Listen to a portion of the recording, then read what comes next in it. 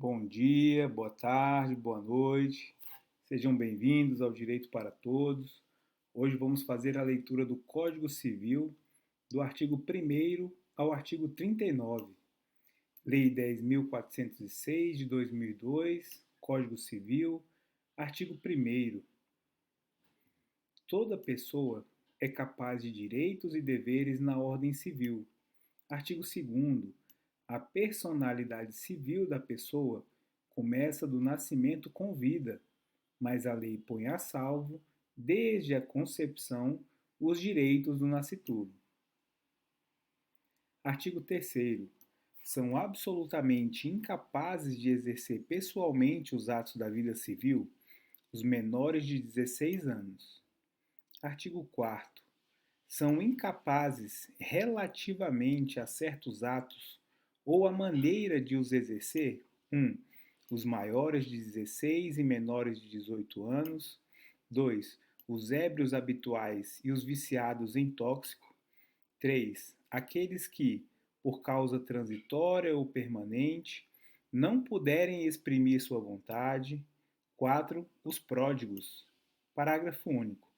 A capacidade dos indígenas será regulada por legislação especial.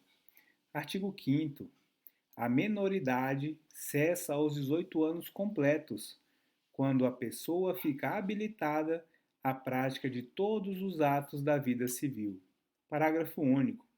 Cessará para os menores a incapacidade 1.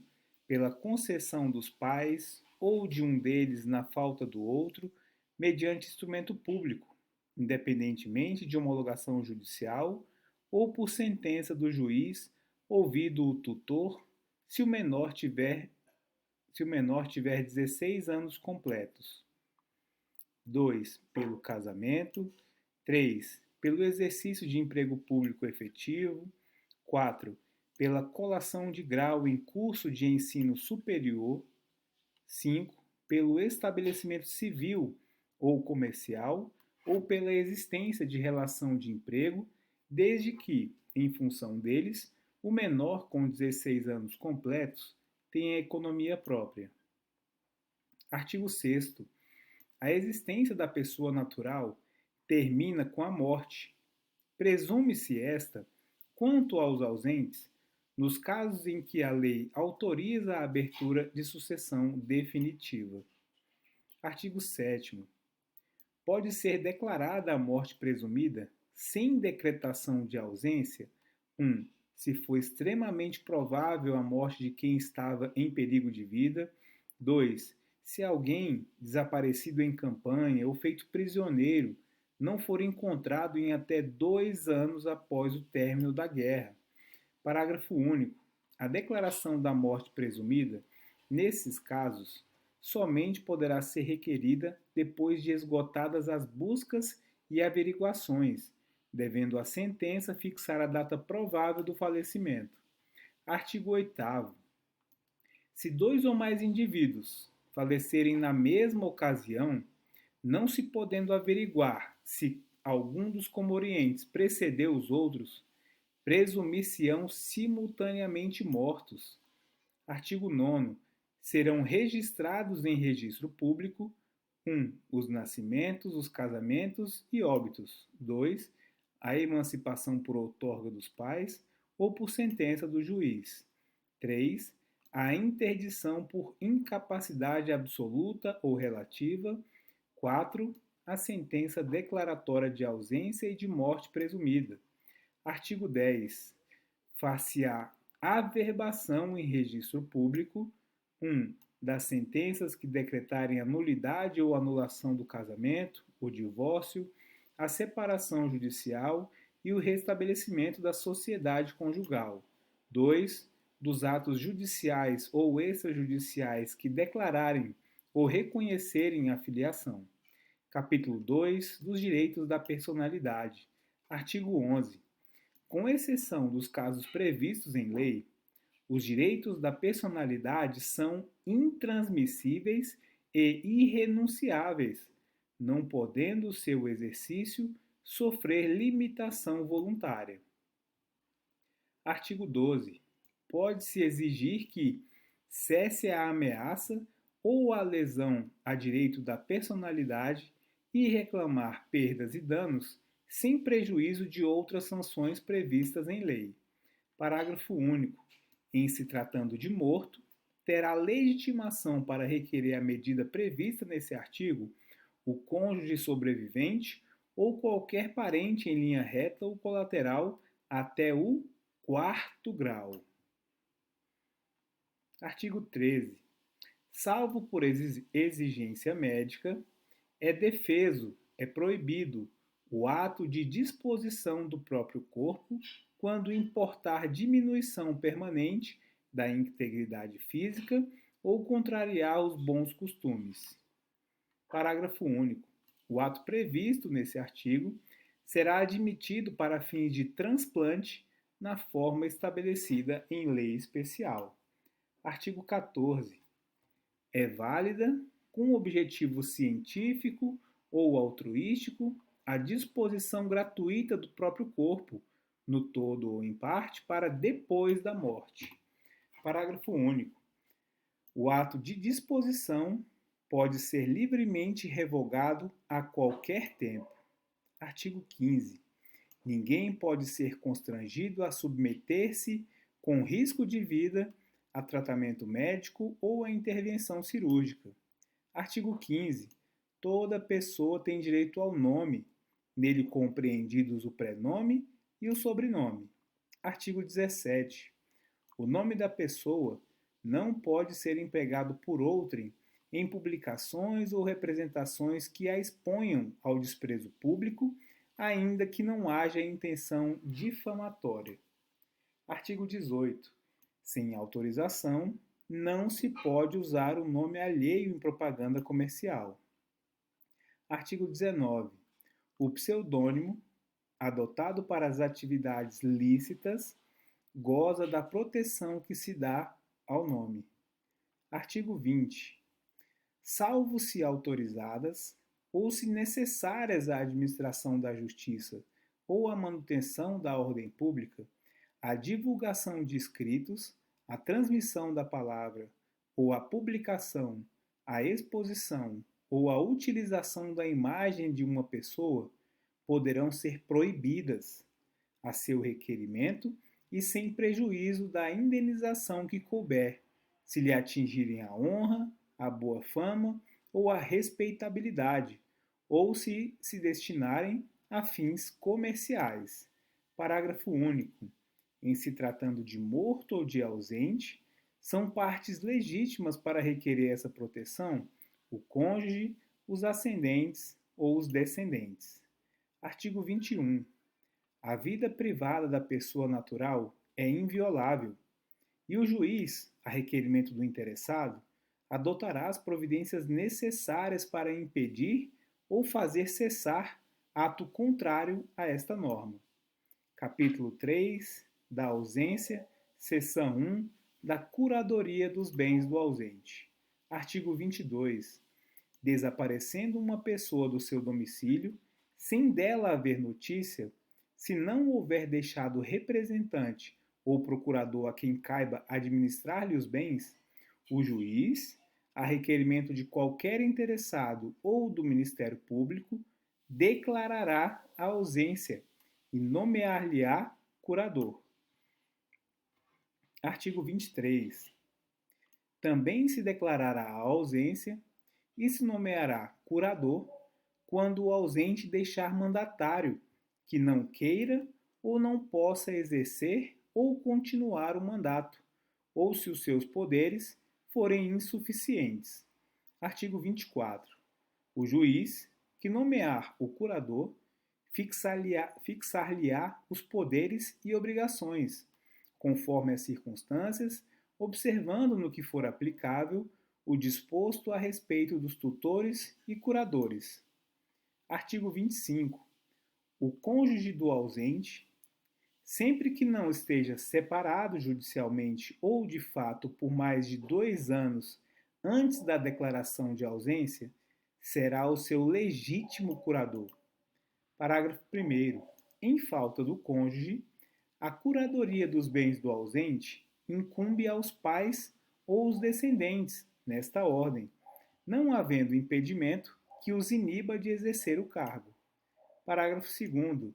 Entre os descendentes, os mais próximos precedem os mais remotos. Parágrafo 3º. Na falta das pessoas mencionadas, compete ao juiz a escolha do curador. Seção 2 da sucessão provisória. Artigo 26. Decorrido 1 ano da arrecadação dos bens do ausente, ou se ele deixou o representante ou procurador em se passando 3 anos, poderão os interessados requerer que se declare a ausência e se abra provisoriamente a sucessão. Artigo 27. Para o efeito previsto no artigo anterior, somente se consideram interessados 1. O cônjuge não separado judicialmente, 2. Os herdeiros presumidos, legítimos ou testamentários, 3. Os que tiverem sobre os bens do ausente direito dependente de sua morte, 4. Os credores de obrigações vencidas e não pagas. Artigo 28. A sentença que determinar a abertura da sucessão provisória só produzirá efeito 180 dias depois de publicada pela imprensa, mas, logo que passe em julgado, proceder-se-á à abertura do testamento, se houver, e ao inventário e partilha dos bens, como se o ausente fosse falecido. Parágrafo 1º. Findo o prazo a que se refere o artigo 26, e não havendo interessados na sucessão provisória, cumpre ao Ministério Público requerê-la ao juízo competente. Parágrafo 2º. Não comparecendo herdeiro ou interessado, para requerer o inventário até 30 dias depois de passar em julgado a sentença que mandar abrir a sucessão provisória, proceder-se-á à arrecadação dos bens do ausente pela forma estabelecida nos artigos 1819 a 1823, que trata da herança jacente. Artigo 29. Antes da partilha, o juiz, quando julgar conveniente, ordenará a conversão dos bens móveis sujeitos à deterioração ou a extravio em imóveis ou em títulos garantidos pela União. Artigo 30. Os herdeiros, para se emitirem na posse dos bens do ausente, darão garantias da restituição deles, mediante penhores ou hipotecas equivalentes aos quinhões respectivos. Parágrafo 1º. Aquele que tiver direito à posse provisória, mas não puder prestar a garantia exigida nesse artigo, será excluído, mantendo-se os bens que lhe deviam caber sob a administração do curador ou de outro herdeiro designado pelo juiz e que preste esta garantia. Parágrafo 2º.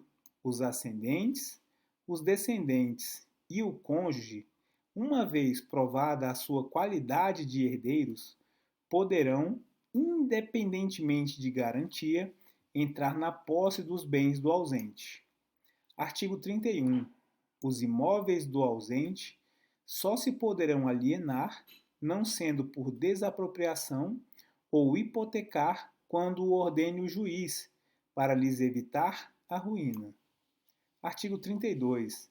Empossados nos bens, os sucessores provisórios ficarão representando ativa e passivamente o ausente, de modo que contra eles correrão as ações pendentes e as que de futuro aquele forem movidas. Artigo 33. O descendente, ascendente ou cônjuge que for sucessor provisório do ausente fará seus todos os frutos e rendimentos dos bens que a este couberem. Os outros sucessores, porém, deverão capitalizar metade desses frutos e rendimentos, segundo disposto no artigo 29, de acordo com o representante do Ministério Público e prestar anualmente contas ao juiz competente. Parágrafo único.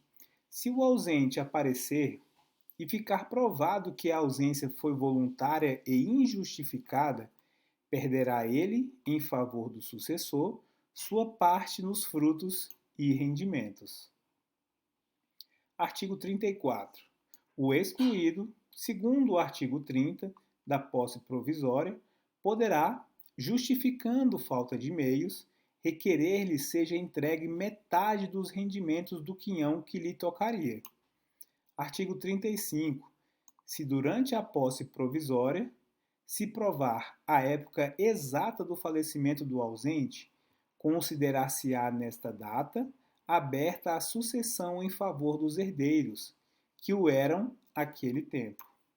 Artigo 36. Se o ausente aparecer, ou se lhe provar a existência depois de estabelecida a posse provisória, cessarão para logo as vantagens dos sucessores nela emitidos, ficando, todavia, obrigado a tomar as medidas assecuratórias precisas até a entrega dos bens a seu dono. Seção 3. Da sucessão definitiva. Artigo 37. 10 anos depois de passada em julgado a sentença que concede a abertura da sucessão provisória, poderão os interessados requerer a sucessão definitiva e o levantamento das cauções prestadas. Artigo 38. Pode-se requerer a sucessão definitiva também, provando-se que o ausente conta com 80 anos de idade e que de 5 datam as últimas notícias dele. Artigo 39. Regressando o ausente nos 10 anos seguintes à abertura da sucessão definitiva, ou algum de seus descendentes ou ascendentes, aquele ou estes haverão só os bens existentes no estado em que se acharem, os subrogados em seu lugar, ou o preço que os herdeiros e demais interessados houverem recebido pelos bens alienados depois daquele tempo. Parágrafo único. Se, nos 10 anos a que se refere esse artigo, o ausente não regressar e nenhum interessado promover a sucessão definitiva, os bens arrecadados passarão ao domínio do município ou do Distrito Federal, se localizados nas respectivas circunscrições, incorporando-se ao domínio da União quando situados em território federal.